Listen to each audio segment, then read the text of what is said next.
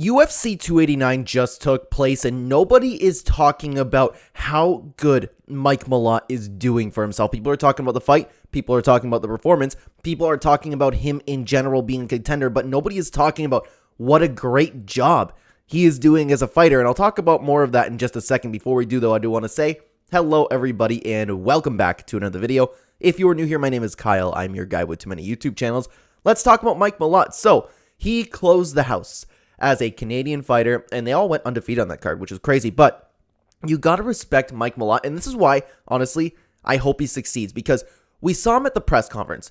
He knew that he was on a pay-per-view. The card wasn't necessarily that strong, so this was his chance to shine. He's a Canadian in Canada, where Canada is lacking a star. We don't have anyone. I'm from Canada. We don't have anybody. We don't have a star from Canada right now. Like, we have a bunch of, if you're a hardcore UFC fan, then you would know a bunch of Canadian fighters, but nobody stands out. We don't have like a Charles Oliveira. We don't have a Conor McGregor. I'm not saying Mike Malott's going to reach that level, but Mike Malott is trying to, and the potential for that is there. He made the press conference interesting. Again, he understood the position he's in. He has an opportunity on a card that nobody really cares about, and he has a big spotlight. He made the most of the press conference. People were comparing him to Michael Chandler a little bit, and I find that perfectly okay. He is making his moment. He's hyping up the fans. He did very well at making that. He honestly, I would say that he carried the press conference.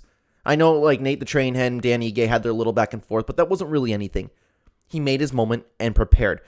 Come fight night, he's taking his time. He's high-fiving all the fans, really making it into the moment. Then he just puts on an incredible performance. He looked sharp, he looked precise, landed that wonderful two-punch combination, and then snatched up one of the quickest guillotines I've seen in a while. Honestly, you could so tell he's been over at Alpha Male. I don't mean to like discredit and be like, oh my God, Uriah Faber did that. His training is evident. He is here to win. He is here to be a star. And then, like the press conference, he took even more of an advantage once he went on the microphone, closing out the house, defending the Canadian home. You know, he did absolutely fantastic, was getting cheers from absolutely everybody. He did it perfectly.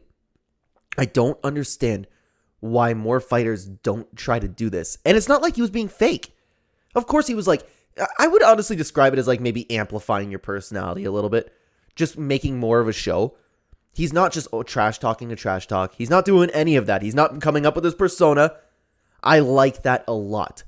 He's making a name for himself, and that's what these fighters need to do. All these fighters complaining about fighter pay, you got to do something like Mike Malott's trying to do. Just because like how much I see him trying and how like he's charismatic. I like the guy. I'm going to be watching him from this point forward. I was a little bit hesitant on whether or not like how he would go breaking into the top 15 because I have seen him fight. Now I'm like more invested in him. I appreciate the effort that he's putting in. It's not just effort in the skill. People need to see a performer. People need to see an entertainer, and Mike Malott is doing that. I hope he succeeds, man. I hope he keeps winning, and I hope he keeps hyping up the Canadian fans, or honestly the fans around the world.